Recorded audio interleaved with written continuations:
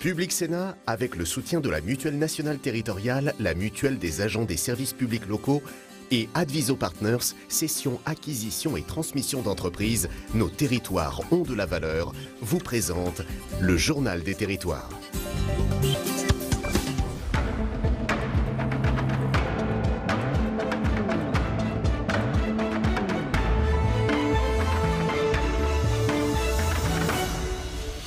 Bonjour à tous, bienvenue dans notre émission avec la presse quotidienne régionale, les télés locales de France, le réseau Via Télévision qui sont nos partenaires, les Indés radios, 130 radios sur tout le territoire français et avec TV5 Monde.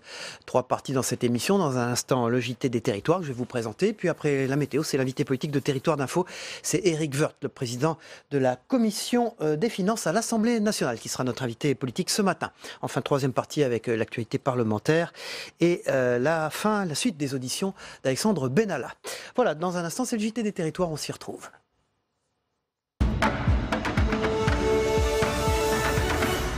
Pour ouvrir ce journal, on va se rendre en région parisienne, plus particulièrement dans la ville de Grigny. La ville met tout en œuvre afin de lutter contre les déserts médicaux. Un 2e centre de santé va ouvrir ses portes en avril prochain et les 11 000 habitants de la Grande Borne, quartier où sera installé le nouveau centre médical, n'ont à ce jour qu'un médecin généraliste à leur disposition. C'est un problème, on y revient avec Amina Bendaïda pour Via Grand Paris, notre partenaire. Un 2e centre de santé ouvrira ses portes au printemps prochain à Grigny, dans le quartier de la Grande Borne. 3 dentistes, 3 médecins, un gynécologue, un pédiatre, un podologue. Médecins du travail, psychologues, mais aussi psychiatres seront sur place aux 5 rues des Bâtisseurs. Dans le quartier sensible de la Grande Borne, 11 000 habitants se partagent un seul médecin généraliste, faute de quoi ils font des kilomètres pour accéder à des soins médicaux.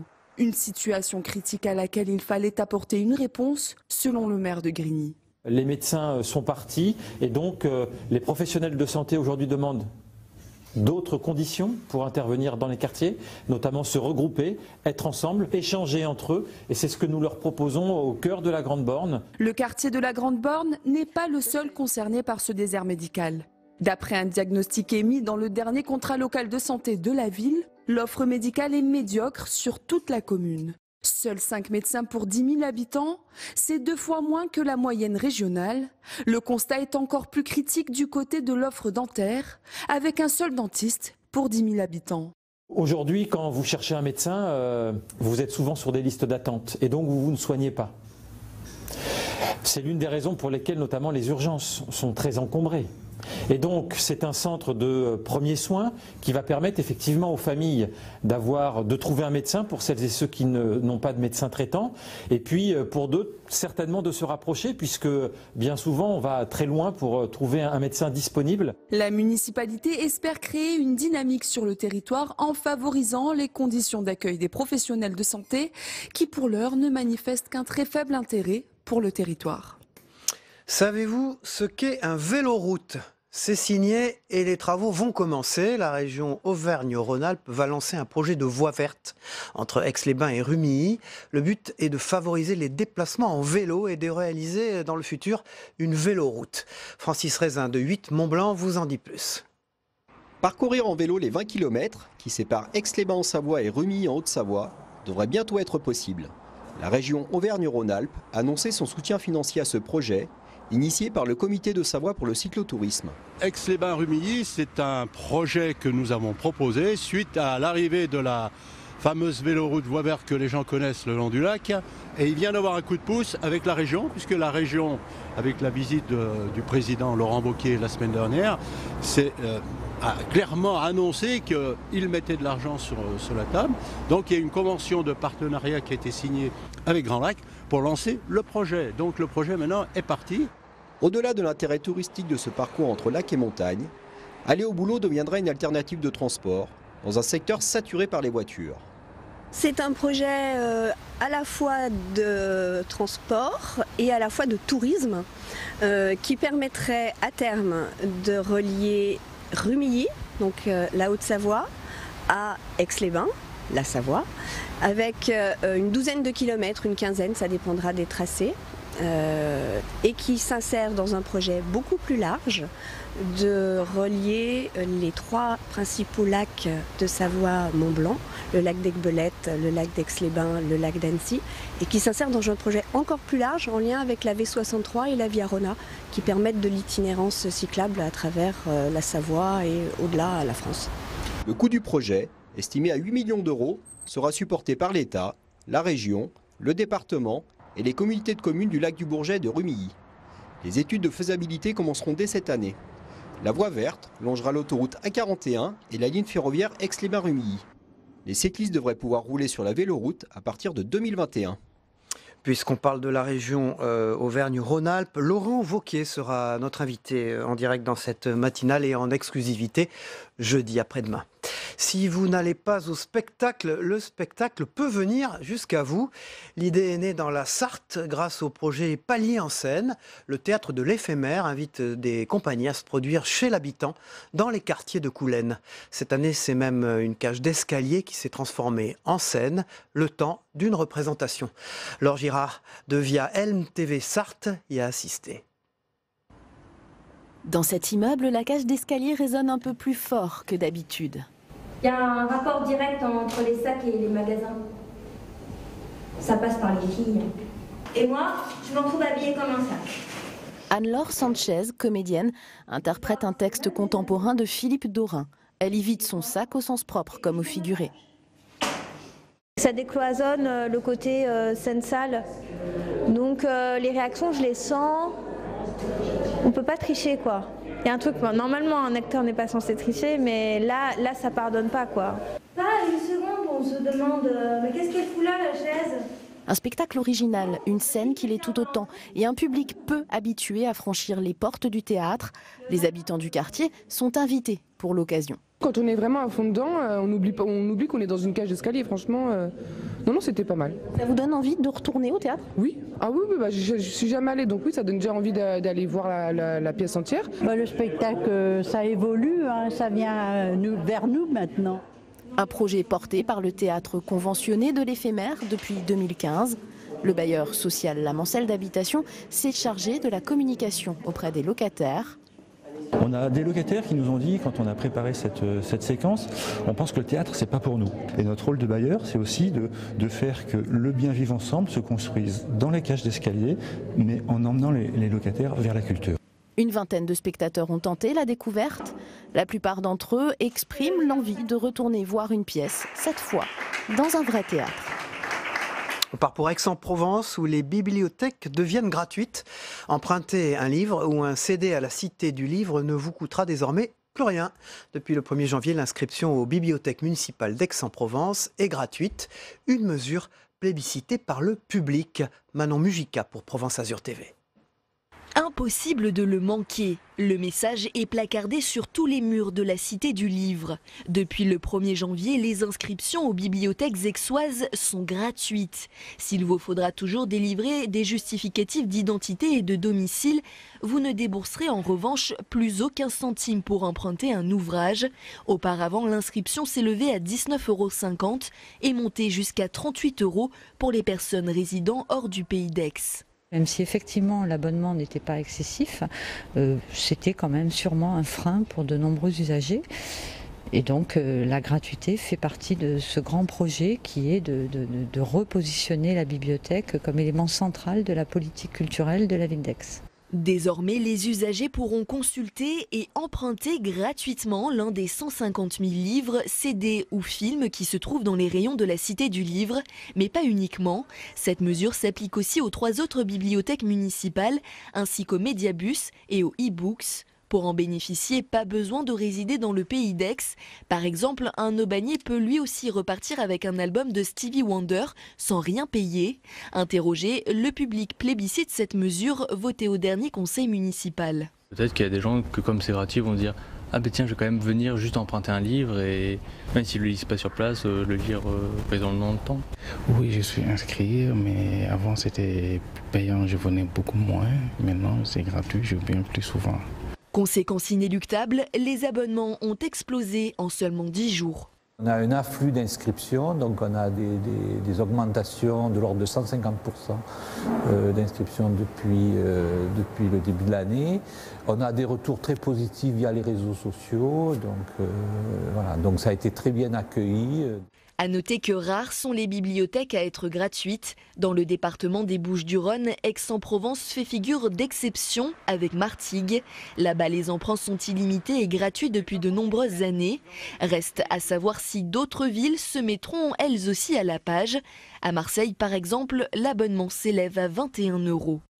Si vous vous êtes levé très tôt dans la nuit de dimanche à lundi, vous avez peut-être assisté à l'éclipse de lune. En Lorraine, malgré les températures négatives, les passionnés d'astronomie étaient bien de sortie pour admirer ce spectacle. Anne-Sophie Grosse pour Via Mirabel nous le raconte. Malgré les températures négatives, les passionnés d'astronomie étaient de sortie. Dès 3 h du matin, les membres de l'association florengeoise Pégase IB étaient prêts à observer l'éclipse de lune. Les télescopes et les appareils photo tournés vers l'astre lunaire, ils se sont armés de patience. Les conditions étaient idéales. Alors pour l'instant oui, il y a très peu de nuages, donc ça va, on est plutôt gâtés, ce qui n'est pas le cas apparemment un peu partout en France. Il fait froid, mais en tout cas c'est ce qui fait aussi que on a vraiment un bon ciel. Le froid, c'est vraiment un gage de qualité aussi du ciel. Un ciel clair et dégagé, ce qui a permis d'observer la Lune entrer dans l'ombre de la Terre dès 4 h 30 du matin. On commence à voir tout doucement donc la pénombrale, c'est-à-dire donc la Lune qui commence à rentrer dans l'ombre de la Terre. Et donc tout doucement, la Lune va être rognée jusqu'à avoir donc la totalité dans la zone d'ombre.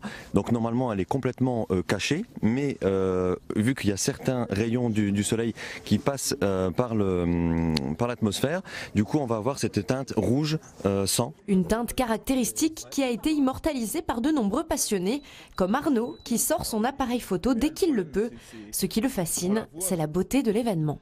C'est la beauté et puis c'est la rareté aussi. Voilà, donc dès qu'il y a un événement, j'essaye de pouvoir en profiter, quoi. Et pour le jeune Adam, si le réveil n'a pas été facile, braver le froid et la fatigue valait le détour. À 12 ans, il est déjà fou d'astronomie. Quand on regarde ces lumières, on se dit c'est joli, beaucoup de personnes se disent c'est joli. Mais quand on se documente un peu, mais qu'on regarde vraiment d'où ça vient, comment c'est fait, ça passionne de plus en plus chaque jour. J'aimerais avoir mon télescope pour chaque matin me lever, regarder, et essayer de chercher toujours plus loin les étoiles et les nébuleuses et les planètes. Et pour ceux qui auraient raté cette lune de sang, sachez qu'il faudra patienter jusqu'en 2022 avant de pouvoir observer à nouveau une éclipse totale de lune. On continue ce JT avec les unes de la presse quotidienne régionale et des sites numériques dans un instant. À tout de suite. La neige est là, et oui, on le reverra dans la météo tout à l'heure. Et tout de suite, c'est à la une de Nord Éclair. Les saleuses sont prêtes, Saveria. On l'attendait, elle arrive. 24 départements du centre et du nord dans Paris sont placés en vigilance orange en raison d'un épisode neigeux qui va toucher un grand quart nord-est du pays. Dans le nord, 350 tonnes de sel sont prêtes à être répandues. On attend 1 à 5 cm de neige face à la neige et au verglas. Des restrictions de circulation sont prévues. Le plan neige-verglas est enclenché en Ile-de-France au niveau 2. Voilà, c'est pas sur Netflix, mais à la une du Courrier Picard, c'est la saison 2 de Parcoursup, Saveria. Les lycéens peuvent inscrire leurs vœux à partir de ce matin pour le comité éthique et scientifique ainsi que pour le défenseur des droits. Le logiciel d'affectation dans l'enseignement supérieur génère des manquements à l'égalité. Les deux instances recommandent plus de transparence dans les décisions. La ministre de l'enseignement supérieur, Frédérique Vidal, a prévu plusieurs ajustements. Principale évolution, le calendrier. Pas question de revivre une phase d'admission comme l'année dernière qui s'étire jusqu'au 5 septembre. La principale phase d'admission s'achèvera désormais le 19 juillet. Et puis, il ira jusqu'au bout. Il s'agit de Jean-Claude Gaudin et il s'agit de Marseille. C'est à la une de la Provence. J'irai jusqu'au bout alors qu'il est particulièrement controversé depuis le drame de la rue d'Aubagne. Le maire de Marseille assure qu'il ira au bout de son mandat. Laissez-moi sortir de la rue d'Aubagne, a clamé hier Jean-Claude Gaudin lors de ses vœux à la presse. Le maire de Marseille a dû une nouvelle fois se justifier de sa communication depuis le drame et puis surtout de sa gestion de l'habitat indigne dans la ville. Sans transition, à la une de l'Est éclair, moins de champagne pour les Français. Les Français achètent de moins en moins de champagne. Pour la première fois depuis les années 30, le marché français représente moins de la moitié des ventes en volume. Un marché français en léger repli, donc, mais je vous rassure, à l'international, les ventes progressent toujours autant. Voilà, et à la une de l'Alsace, c'est le guide Michelin avec moins d'étoiles. Moins d'étoiles pour certains, elles ont été dévoilées hier, les fameuses étoiles du guide Michelin. Gros coup dur pour la gastronomie alsacienne. L'Alsace n'a plus de 3 étoiles avec la perte de la 3e étoile de l'auberge de Lille. L'Alsace ne possède plus de restaurant triplement étoilé. Un coup dur pour Marc Aberlin, qui est le chef de l'auberge de Lille à Auzerne. Son restaurant est le seul, avec Paul Bocuse, à avoir conservé ses 3 étoiles pendant plus de 50 ans. Merci Saveria. Évidemment, on vous retrouve pour la revue de presse en 3e partie d'émission et également pour parler évidemment des auditions d'Alexandre Benalla au Sénat hier en 3e partie de notre émission. Quant à l'Alsace, nous y serons jeudi en direct avec Laurent Wauquiez qui sera notre invité politique. On passe tout de suite au Club de la Presse. Guillaume Doyen, Sébastien Fournier. À tout de suite. Bonjour Sébastien Fournier, Objectif Métropole de France, c'est votre magazine trimestriel. Merci d'être sur ce plateau. Bonjour Cyril. Et bonjour Guillaume Doyen, la Gazette des communes, des départements et des régions. Bonjour. Merci, vous êtes un habitué régulier depuis presque 4 années que nous faisons cette matinale d'infos. On va parler avec vous des 3 grandes associations d'élus qui ensemble ont fait leurs vœux hier autour de Gérard Larcher. Il y avait François Barouin, Dominique Bussereau, Hervé Morin. Ils veulent profiter du grand débat national pour obtenir une nouvelle étape de décentralisation. Et ils poussent, c'est le moins qu'on puisse dire. Ouais, ce qu'on appelle les territoires unis, communes, départements, régions, ils vont négocier chèrement leur participation et leur soutien au grand débat. On sait qu'ils tiennent à peu près tous les pouvoirs locaux, qui sont structurés, qui sont organisés, qui sont quand même connus. Peut-être bien pas structurés, bien organisés. Très bien. Très connu des L'AMF est même Français. connue du grand public. Hein. C'est une association que connaissent bien les gens, l'association des maires de France. Donc là, ils vont jouer leur carte. C'est-à-dire qu'on va vous soutenir peut-être, mais il faudra nous donner quelque chose en échange. Et parmi ceux qui demandent, déjà, ils veulent l'organisation d'une grande conférence territoriale et sociale dans la foulée du grand débat. C'est-à-dire remettre au fond conférence dans laquelle il sera évidemment. C'est remettre au fond leurs institutions, leur organisation au cœur de l'organisation, au cœur de ce qui va venir, du projet politique qui en sortira. Et puis finalement, ce qui demande d'autres aussi, c'est l'abandon d'un certain nombre de mesures, des marqueurs du quinquennat Macron. C'est la fameuse limitation de la hausse des dépenses de fonctionnement. C'est un peu technique, mais 1,2% pour les plus grosses collectivités. Ils veulent que ce soit purement et simplement supprimé. Donc vous voyez là, finalement, je me demande ce que va faire le président de la République, parce que je ne vois pas comment il peut avancer sans leur céder en fait un certain nombre de choses. Sébastien Fournier, il y a aussi des propositions qui commencent à émerger chez les élus des petites communes. Là il s'agit on les appelle les petits maires, c'est pas bien, mais ce sont les petites communes. Voilà, les petites communes de 20 000 habitants. Il y a les maires ruraux qui, avant même le lancement du grand débat, avaient ouvert leur mairie pour recueillir les revendications de leurs habitants. Maintenant, c'est autour des petites villes qui viennent de faire une contribution adressée au président de la République, au Premier ministre et à Gérard Larcher, le président du Sénat. C'est une série de propositions plus ou moins concrètes, rassemblées dans un document intitulé pour un nouveau contrat territorial. Alors, c'est un peu déclamatoire, mais l'idée c'est quoi? C'est d'aider les Français, ceux qui sont, je cite, qui sont les oubliés. Hein. C'est ce qui est indiqué dans leur document. Leur permettre de mieux se déplacer, parce que c'est vrai qu'il n'y a pas des transports publics qui existent, donc il faut utiliser sa voiture. Sur la santé aussi. Sur la santé, exactement. Ça, c'est très concret. Alors c'est très concret. Sur la santé, ce qu'ils veulent faire, alors voilà, c'est un petit peu symbolique, c'est créer des zones un peu à la manière des zones politiques de la ville, des zones territoires de santé prioritaires, dans lesquelles on obligerait les médecins libéraux à venir s'installer. Les fameux déserts médicaux. Ouais, c'est ça exactement. Il faut savoir que dans ces territoires, dans les territoires ruraux, on compte à peu près, ruraux et petites villes, on compte 220 médecins libéraux pour 100 000 habitants. Contrairement dans les métropoles, il y en a à peu près 350. Il y en a beaucoup moins. Revitalisation des centres-villes aussi. Guillaume Doyen, c'est un vrai sujet ça, la revitalisation. C'est-à-dire au fond ces centres-villes qui perdent leur commerce, qui perdent leur vie, leurs animations. Et donc les villes deviennent des villes mortes, comme on dit. Ah oui, un certain nombre d'entre elles sont sont déjà mortes. Hein. Il suffit de se balader en France pour le constater. Hein, vous étiez hier d'ailleurs à Auch, hein, c'est à ça Auch, oui. Alors là, c'est...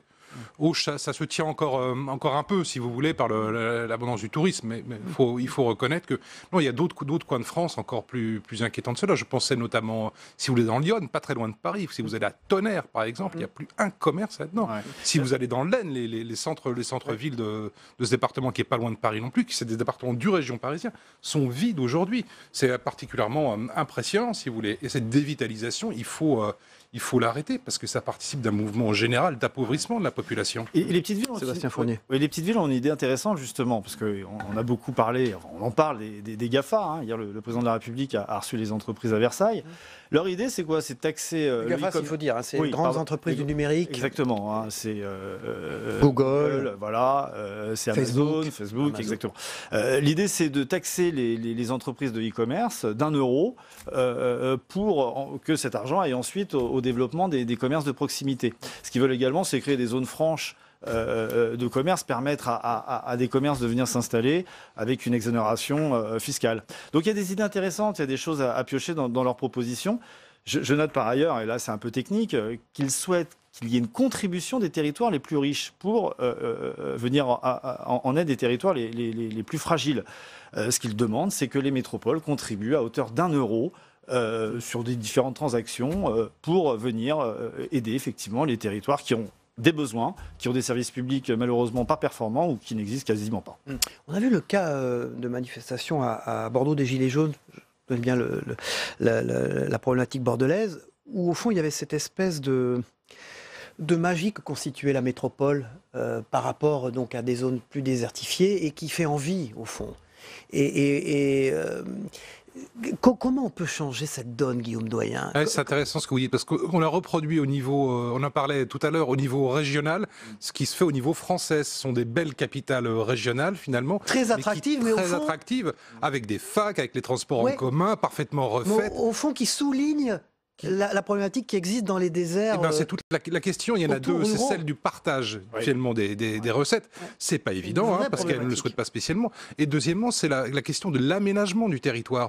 Parce que ce qui se produit en France, c'est un émiettement qui s'est aggravé, pendant les 40 dernières années. Aujourd'hui, c'est 25% des Français qui sont en zone périurbaine et parfois dans des tout petits bleds dans lesquels on ne peut pas installer de services publics. Ça coûte trop cher, on ne peut pas faire venir des transports en commun dans ces endroits-là. Donc, si vous voulez, la solution, elle est d'accord de partager les moyens, mais d'arrêter cet émiettement permanent, de regrouper les gens, non pas dans les métropoles, mais au moins dans des centres-bourgs d'une certaine taille. Si en dessous de 5-6 000 habitants, vous êtes quand même pas très bien pour développer des transports, des services publics.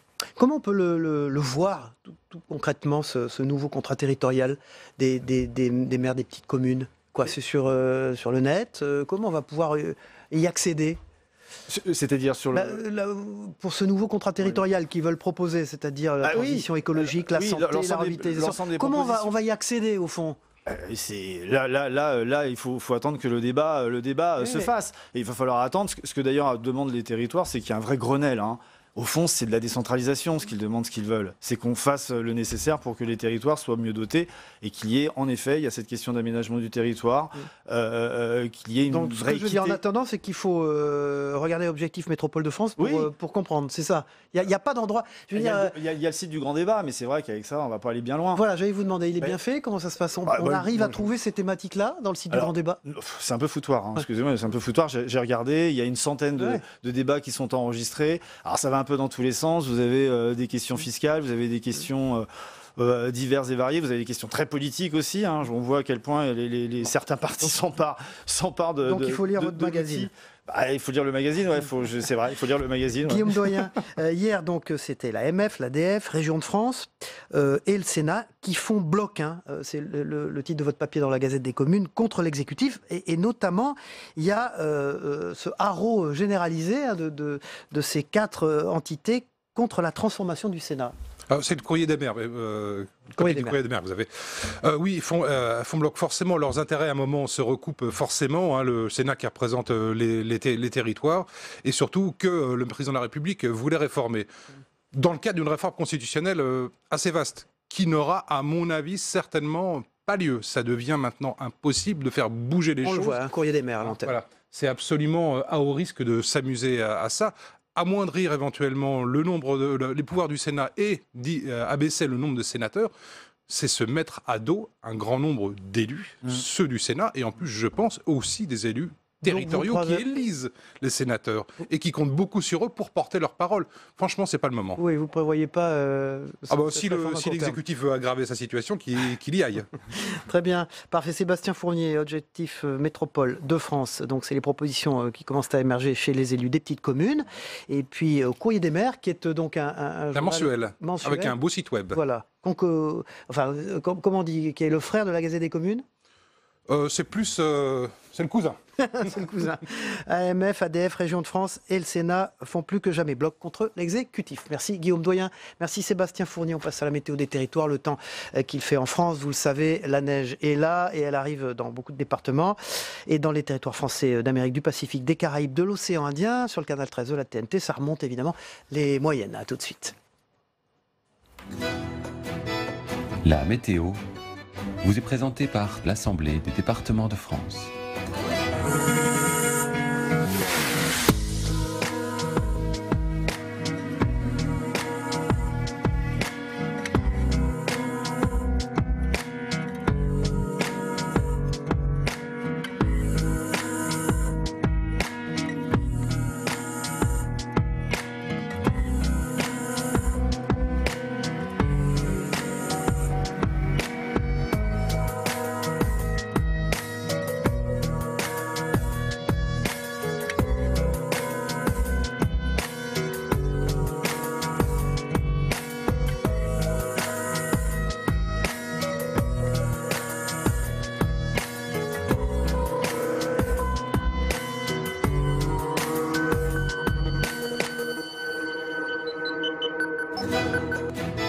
C'était la météo avec l'Assemblée des départements de France. Voilà, dans quelques minutes, c'est Éric Woerth, le président de la Commission des finances à l'Assemblée nationale et député de l'Oise, LR, qui sera notre invité politique sur ce plateau, en direct. Il est là. Tout de suite, on va regarder ce qui se passe du côté du monde avec le Zap Monde de TV5 Monde, avec pour commencer la sénatrice de Californie, Kamala Harris, qui est candidate à la primaire démocrate de 2020. À tout de suite.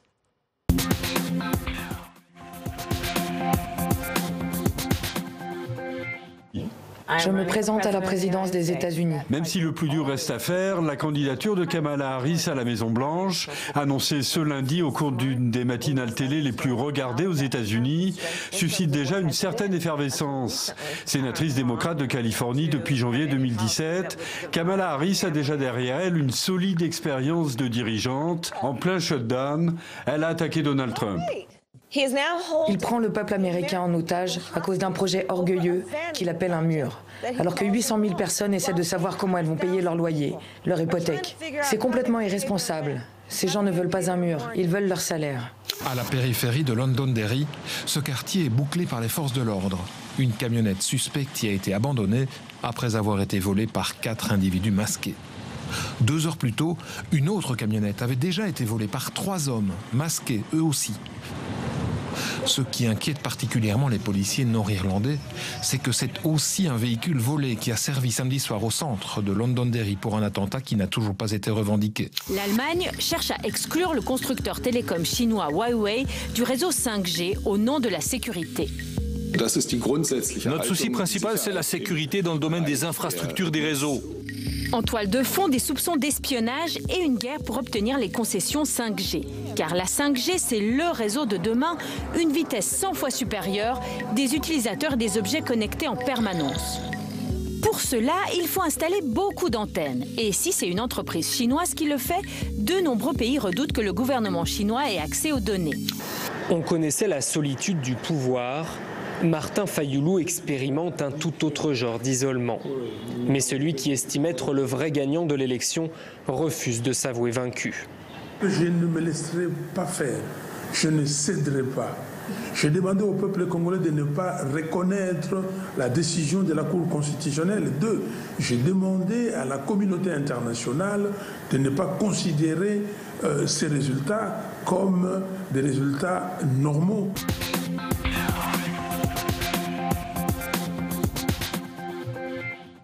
Public Sénat, avec le soutien de la Mutuelle nationale territoriale, la Mutuelle des agents des services publics locaux et Adviso Partners, cession, acquisition et transmission d'entreprises, nos territoires ont de la valeur, vous ont présenté le Journal des territoires. Voilà, tout de suite pour Territoire d'Info dans un instant.